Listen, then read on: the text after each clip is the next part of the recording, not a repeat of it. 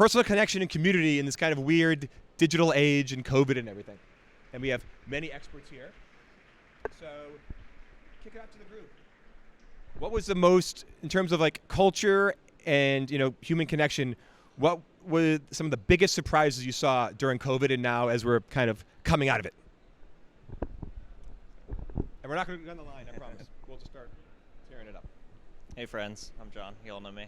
I think one of the most surprising things for me is having that first group chat with my friends that like I just didn't connect with that first couple of weeks of the pandemic. Like everyone's locked down and we have this chat with 5 or 6 people and we realized that we had never done that.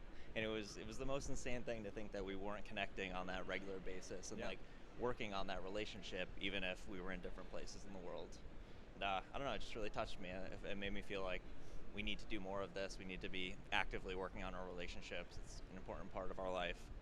And just kind of happy with what that incentivized me to do personally. Yeah, cool. Who else had that experience? Kind of like remember those early Zoom calls, kind of people, like friends and stuff?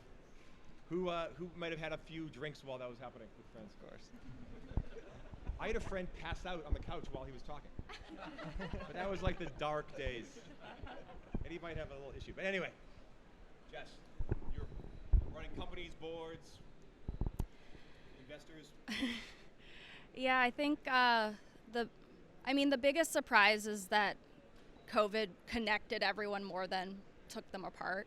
And I think, we actually bought 2 companies just before the pandemic, and then we were intending to integrate.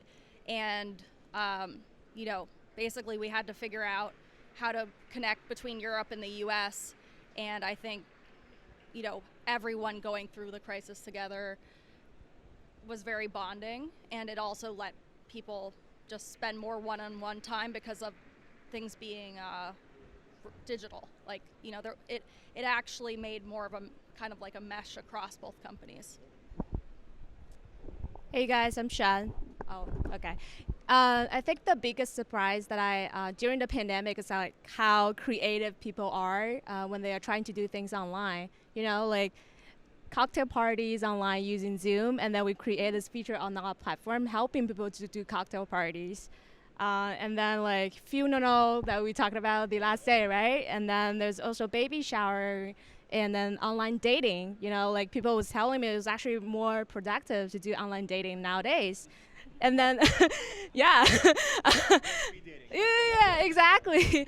And then after pandemic, I'm also very surprised like how creative people are, doing hybrid events, or also like, having remote team and also in-office team all together.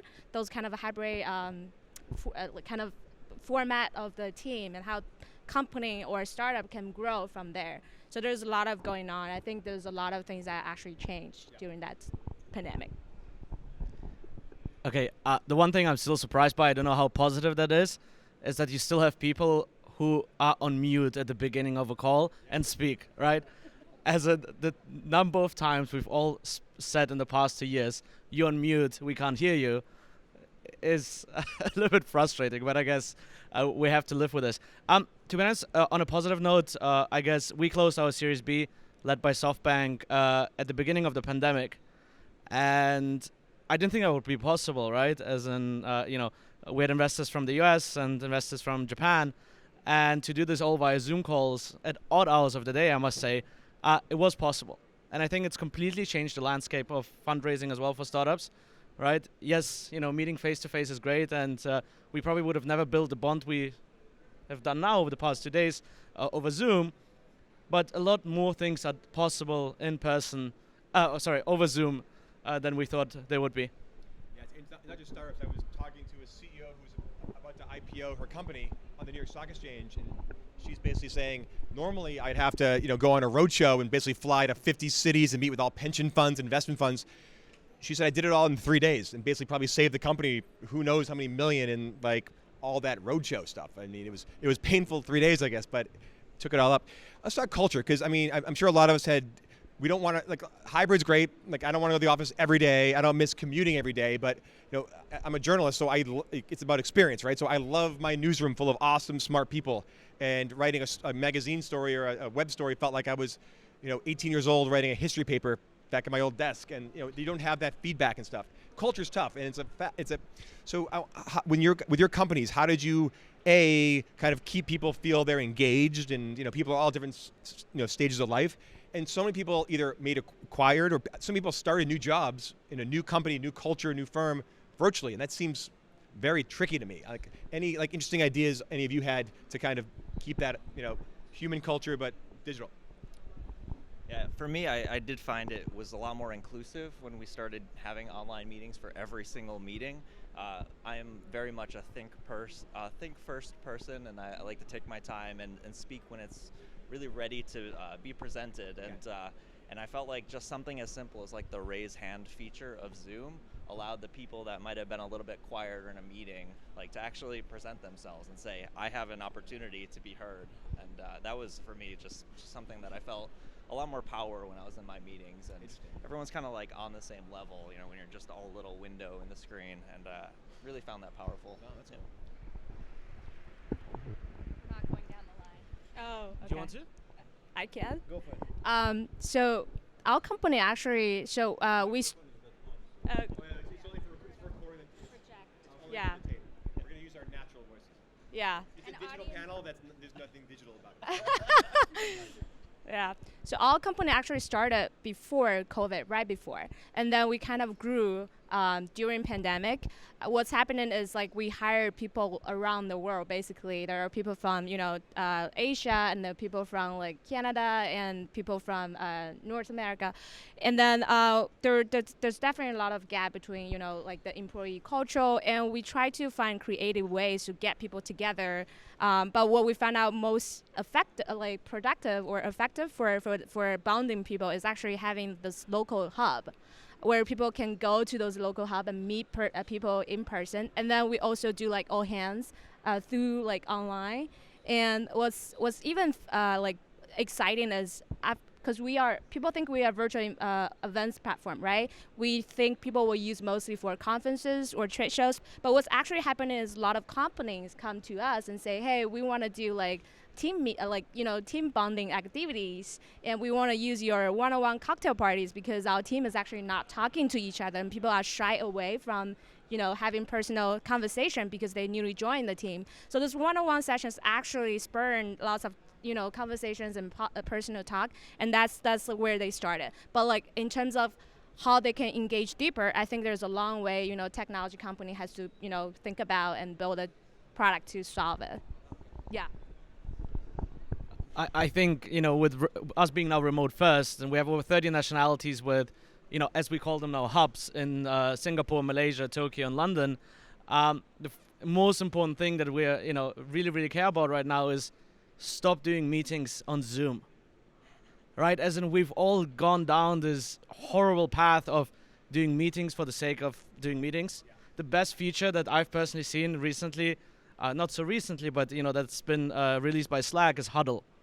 Right, it feels a little bit more, ad hoc, right? The ability to just huddle someone, just like to walk up to somebody in the office and just ask them a question for a minute, rather than making it a formal 15 to 45-minute meeting. So yeah, look, from my point of view, even though we're remote first, hubs are incredibly important. We are doing global company-wide events. Actually, our next one will be in Dubai.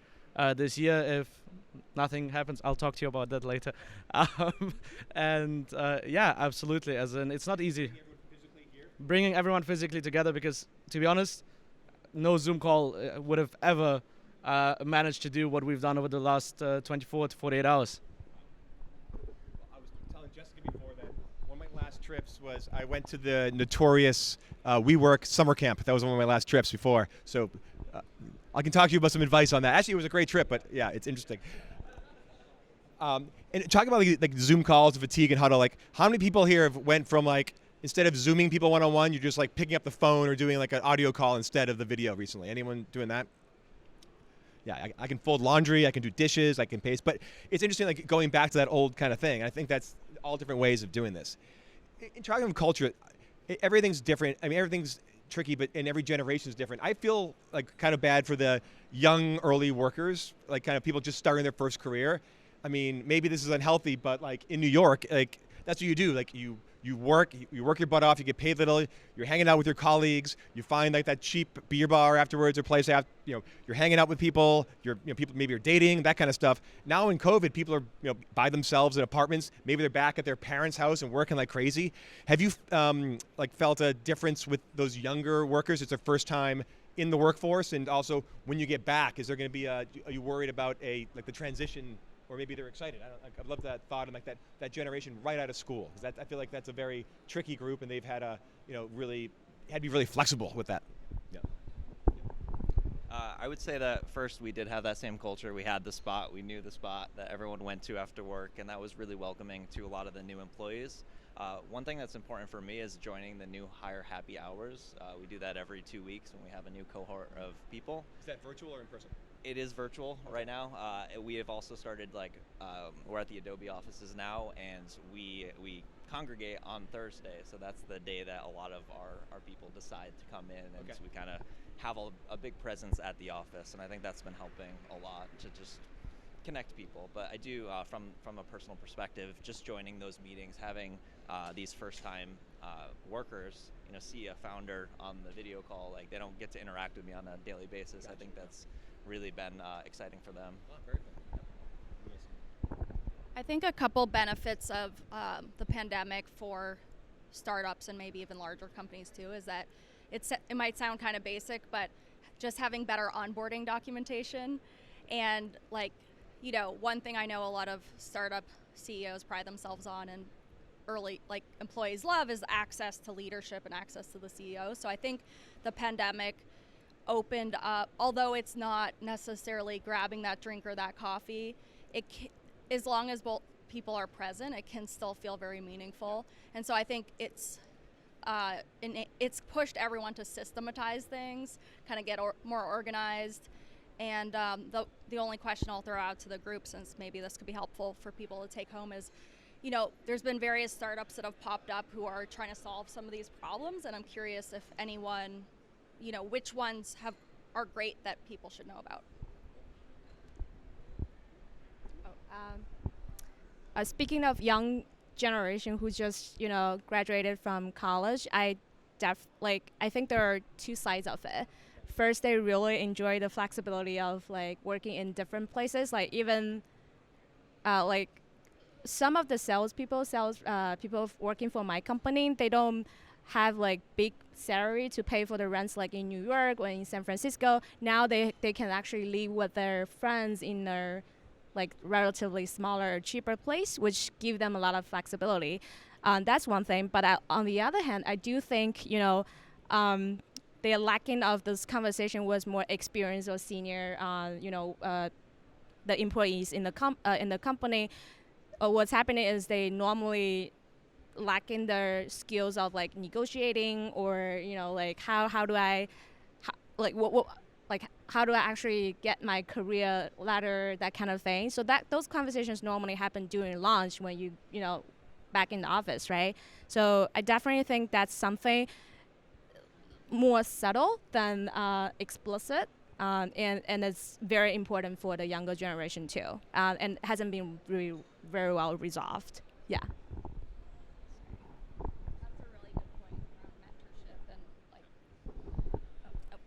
I was saying that's a really good point around mentorship, and if you're not in person, can you actually get people's attention and make that personal connection? Well, I think, to be honest, it sucks.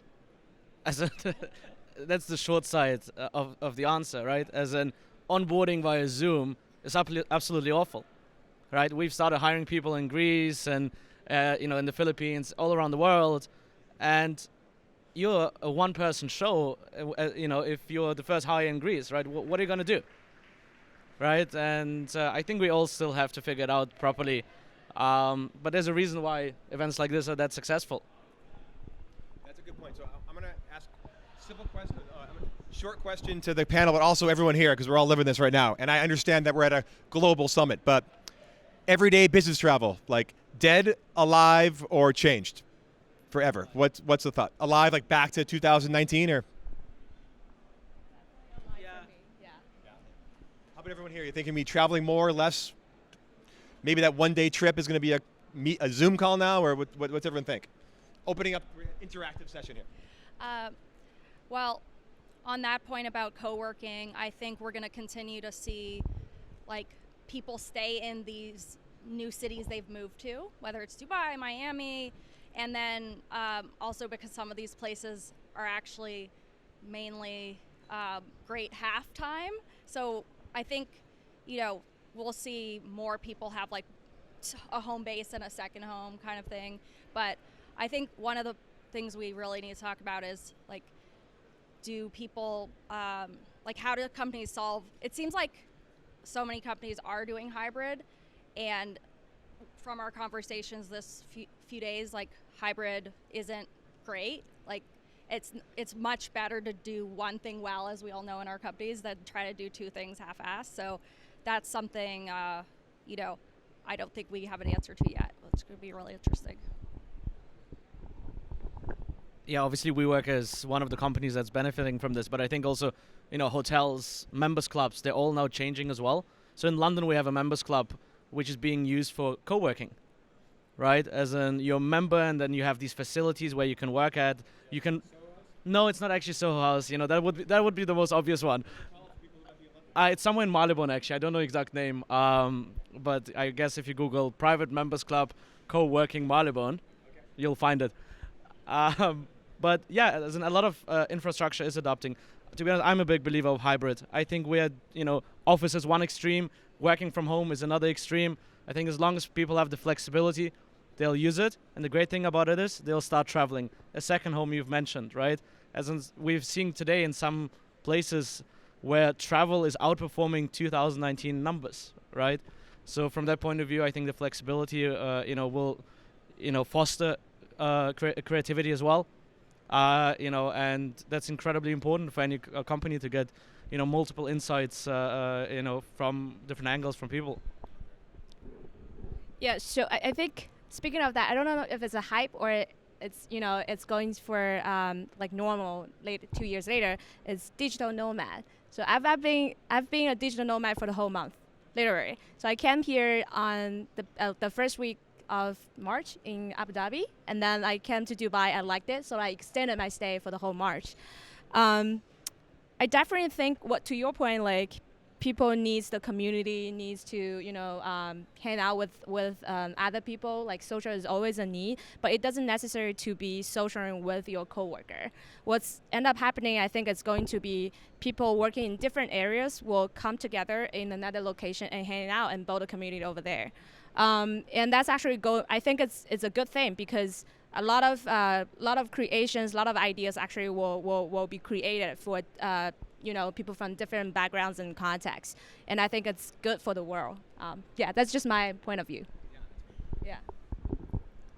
Yeah, the digital nomad thing is very interesting, and I'm sure you're seeing it in your companies too. Definitely in our companies, it's kind of generational. So a lot of the younger folks in their, half 30s and 20s are working all over the place, all over the world, all over America, and then maybe a older generation that maybe has kids that have school and they can't be as mobile. It's interesting. Like people are stuck at home and someone's like, "Oh, I'm working from Aspen right now." I'm like, "Oh, I hate you," but it's very interesting, but it works, which is kind of cool, and it's funny how that goes. In terms of like we have a room and a whole conference full of entrepreneurs, digital experts.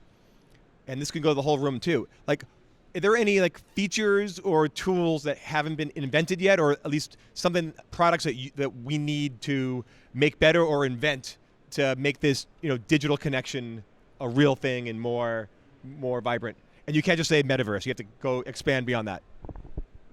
I can make a plug for one of our newest features that we had foresight right before. He actually makes the text. This is actually very interesting. Like I was asking you cultural questions, but you're actually making the stuff. So I want to hear this. Yeah, well, something like a film set. That's like one of the most on-set things to bring people together. Explain what that is to people in the. Well, we have production people, we have ACs, we have directors, we have the tech people on set that are transferring and backing up drives. Like, it's a place where all the people need to come together. And we had the foresight pre-pandemic, and luckily we're able to launch during the pandemic what we're calling Camera to Cloud. And it's going to be another generation where you're not shooting to hard drives anymore. You're shooting directly to the cloud, getting that backup and getting that global distribution immediately. And what's so nice about that is we've already demonstrated where a director can be offset and an editor can be in London. And right as the footage is being shot, it's showing up in our integrations in those editors, and they're able to cut it together and say, hey, actually that there's a continuity error, that doesn't work.